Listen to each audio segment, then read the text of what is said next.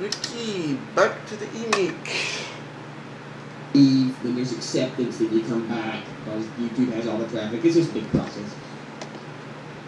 So many years. Mac versus PC versus Linux. I started getting all these comments, a little bit on the mean side.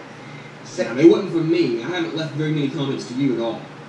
And this is not in a video endorsing my followers to go out and attack you. I don't want that at all. That's not what this is for. Emeek, they're going to do it regardless. How innovative Apple is. Apple is innovative. We want to go through the list. The very first personal computer as we know it. The iPod, the iPhone. Okay, he gets into this later. But they are not the very first personal computer as we know it. They did not invent the GUI interface, or GUI, as Emeek prefers to call it. I've never heard it called GUI. I've always heard it. It's a GUI. Anyways. But that was created by Xerox. Now, don't get me wrong, I'm not saying Apple stole from Xerox, nor am I saying Microsoft stole from Xerox. But the thing here is, Xerox made it, but they didn't see any use in it, so they basically gave it away. Now, they gave it away to Apple, and he covers that later, but they didn't just give it away to Apple. It was basically, we don't want this, so, you know, anybody who wants to have access to it, you know, just come through and do things. So that's the thing there. Let's see what else Emeek is going to claim Apple invented that they just used. So there's a difference between using a technology and inventing a technology. And the App Store, iTunes. Okay, iTunes I'll give them, but iTunes is a horrible application.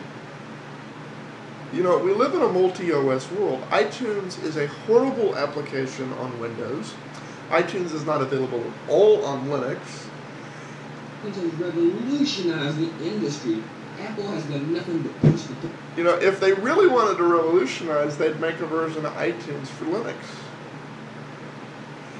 And, or, if they have no interest in ever doing that, you know, and really, iTunes only works right on a Mac. They would redo that. If they, you know, and it's designed that way on purpose, I swear, then they would make the iPod compatible where you don't need iTunes to use and update the iPod, but they refuse to do that too with the iPod and iPhone. Definitely forward over the past 15, 20 years, and to say anything otherwise is completely ridiculous. Apple is the most innovative company in tech on the planet, and if you try to deny that, that just shows that you really are an idiot or in denial, one of the two. Apple has come out with more innovative technologies than anybody else on the planet. Little technologies that people don't even think about that's incorporated into their OS. Okay, I'm assuming in the little technologies, I don't know if he said it yet or not because I was talking over him before, so he might have said it.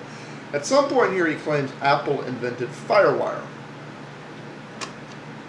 Apple did not invent FireWire. Intel invented FireWire. You know, I have a feeling if Apple embraces USB 2.0, he's going to be on here going, Apple invented USB 2.0. Excuse me, 3.0. My apologies. I'm sorry. And as a matter of fact, the fact that Apple didn't invent FireWire is part of why Apple was trying to phase it out. Because since they didn't invent it, they have to pay a licensing fee on it. And they didn't want to pay the $15 licensing fee a system. Or, you know, so...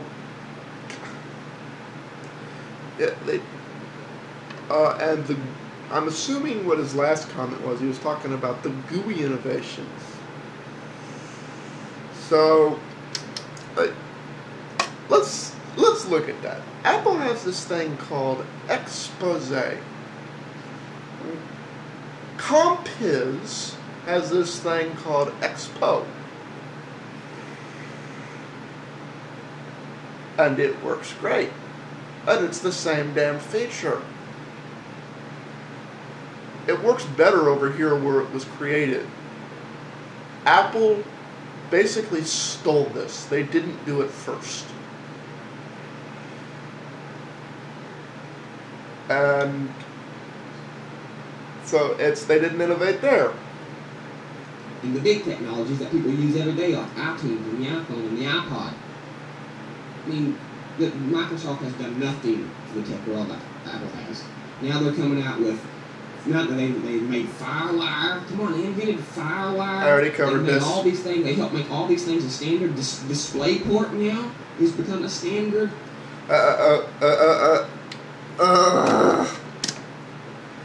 The only reason that DisplayPort, I'm assuming he's talking about the mini DVI port, the only reason that is a standard is because it's the industry reacting to what Apple should have done in the first place. Basically, they're taking away Apple's monopoly on monitors, because unless they add the mini DVI port to their monitor, and they can do it for a few bucks a system, which has a retail markup of $5 a system. $5 to $10 a unit. That adapter to do the same job from Apple is $30 in cost to the user. And your choice is spend $30 on an adapter cable or only buy an Apple monitor, because they use a different thing, and vice versa. So that's the industry fixing a design flaw in the Mac. That's not an innovation. That's the industry innovating to eliminate an Apple monopoly. And good for the industry, because in the end of the day, that competition helps save the end user a lot of money. And most of the innovations the industry makes in response to Apple are about cutting into Apple's monopolistic, draconian control of their profit margins. Apple's whole philosophy in the design of their hardware is, how can we make this expensive as possible and as difficult as possible for people to be able to use anything not made by us. Here's the thing. The only reason that Apple has not cut off the third-party iPod accessories, because that's a whole market, that's a whole industry that's spurred around the iPod that Apple has no control over. And Apple can't sell all the accessories they wanted to for the iPod, because, the $79 turn your iPod into a boombox thing, Apple really wants you to pay $350 for that. When they can buy it for $79, nobody's going to pay $350 for that.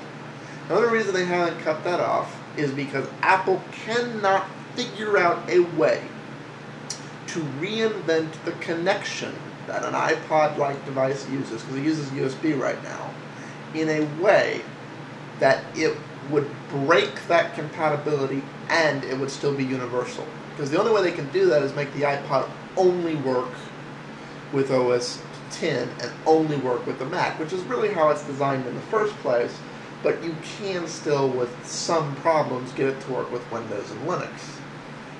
And they're not stupid enough to break functionality, even though they desperately want to.